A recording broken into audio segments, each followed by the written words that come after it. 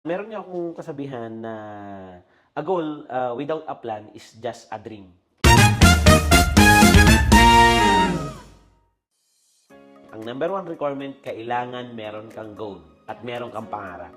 At yung goal mo na yon, hindi siya panaginip, hindi lang basta-basta ito lang gusto ko. Kailangan isulat mo yun sa papel.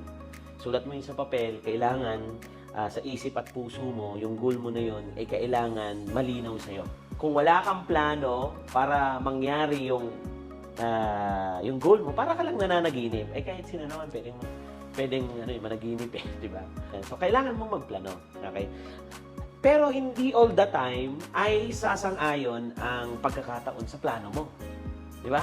Hindi naman pwedeng nagplano ka tapos makukuha mo agad yon. So, doon pupunta yon. Kailangan, number one, decided ka or talagang eager ka o talagang gustong-gusto mo makuha yung goal mo.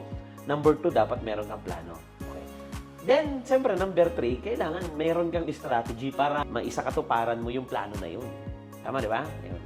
Then, yung strategy na yun, na pwede mong baguhin, kailangan flexible ka na o willing kang magbago para doon sa plano o doon sa strategy mo para makuha mo yung goal mo.